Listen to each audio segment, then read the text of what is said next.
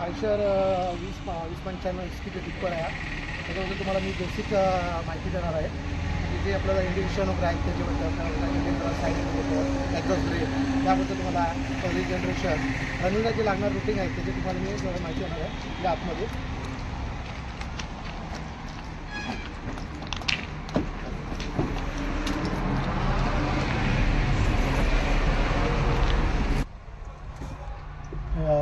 Eicher 2095 हा tipper आहे. याच्यात तुम्हाला सिस्टममध्ये स्टेअरिंग आहे. स्टेअरिंग ॲडजस्टेबल भेटते तुम्हाला, पुढे मागे परत वर खाली. हे तुम्हाला पाहिजे तसे तुम्हाला कम्फर्टेबल जशी वाटेल त्यानुसार तुम्हाला फिटिंग्स खाली पडल्यानंतर हे तुम्हाला स्टार्ट मारायचे आहे. आता ह्याच्यामध्ये तुम्हाला दाखवतं हे ऑइलचं इंडिकेशन आहे. याचं ऑइलचं प्रेशर आहे, हे ॲडलूज आहे, हे एअर बार आहे आणि तुमचे हे किलोमीटर तुम्हाला ह्याच्यात ह्यामध्ये दिसतं. हे पार्किंग प्री हँड ब्रेक म्हणजे पार्किंग ब्रेक आहे. नंतर ह्यामध्ये साईडला बघा MI लाईट म्हणून आहे, MI लॅम्प म्हणून. जर तुम्हाला दिसत नसेल त्यामुळे झूम करतो मी. या साईडला MI म्हणून लॅम्प येते एक, तर हे असल्यामुळे दिसत नाही ती. ही बघा ही MI लॅम्प आहे. ही स्टार्ट केल्यानंतर गेले पाहिजे. ही आपण गाडीवरती स्टार्ट आपण न्यूट्रल पहिला पोझिशन घ्यायची आहे. गाडी हा BS6 आहे. जर तुमची गेअरमध्ये असली गाडी तरी चालू होणार नाही. पण तुम्हाला न्यूट्रल पोझिशनला कन्फर्म करून गाडीला सेल्फ मारायचे. सेल्फ मारल्यानंतर हे तुमचे इंडिकेशन गेलं पाहिजे.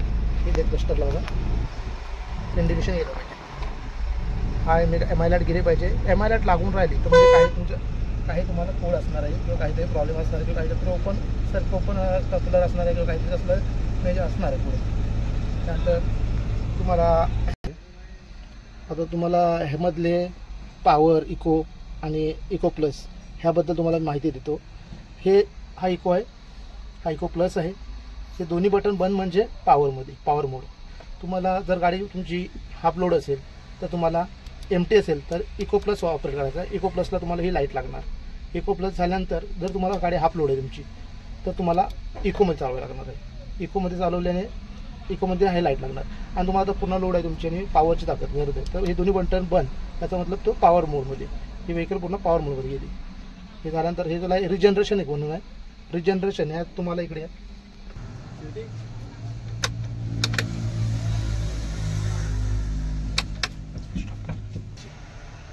नंतर इथून नंतर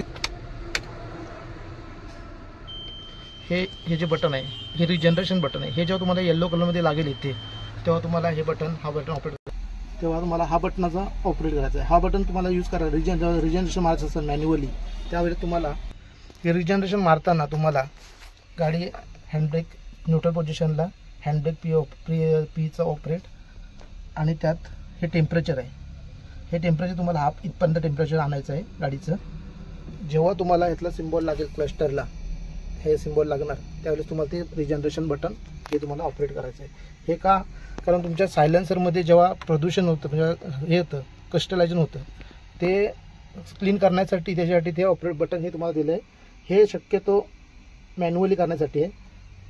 जेव्हा येल्लो लाईट लागणार येते तुम्हाला ह्यासाठी इथे येल्लो म्हणून सिग्नल येणार रिजनरेशनचा त्यावेळेस तुम्हाला ते ऑपरेट करायचं आहे. हे रिजनरेशन प्रक्रिया आहे. आता हा तुम्हाला चार्जिंग पॉईंट आहे. इथं तुम्हाला चार्जिंग करू शकता तुम्ही इथे. चार्जिंगसाठी हा ब्लोअर आहे. तुम्हाला हा ब्लोअर फक्त तुम्हाला जेव्हा गाडी तुमची चालू राहील त्या टायमाला फक्त ऑपरेट होईल. बाकी ऑफ टाईप ऑपरेट होणार नाही. ते म्युझिक सिस्टीम आहे तुम्हाला. बाकी हे बघा एक्झॉस्ट ब्रेक म्हणजे इंजिन कंट्रोलर हा ब्रेक आहे. ह्या साईडला गेला तुम्ही हा फक्त तुम्हाला उतारामध्ये ऑपरेट करायचा आहे. जेव्हा उतार असेल तेव्हा तुम्हाला ब्रेकची जास्त जरूरत नाही पडणार त्यासाठी दिलं आहे ते एक्झॉस्ट. म्हणजे त्या एक्झॉस्ट ब्रेकने तुम्हाला गाडी तुमची कंट्रोल करणार कंट्रोलमध्ये राहील. म्हणजे तुम्हाला जास्त ब्रेकचा ऑपरेट होणार नाही. ब्रेक गरम नाही होणार, थंड राहील. दुसरं आहे त्याच्यात क्रूज कंट्रोल म्हणून आहे. हा बटन आहे. हा क्रूज कंट्रोल एकदा प्रेस करून सोडायचं. पण त्यावेळेस क्रूज तुम्हाला रनिंगमध्ये 40 स्पीड पाहिजे तुमचा.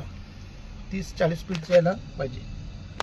40च्या स्पीडला गाडी असली तुमची की तुम्ही हा क्रूज कंट्रोल बटन ऑपरेट करू शकता. आणि हा बटन ऑपरेट केलात हा बटन दोन दाबून सोडायचं की 40ला लॉक होऊन जातं स्पीड तुमचं.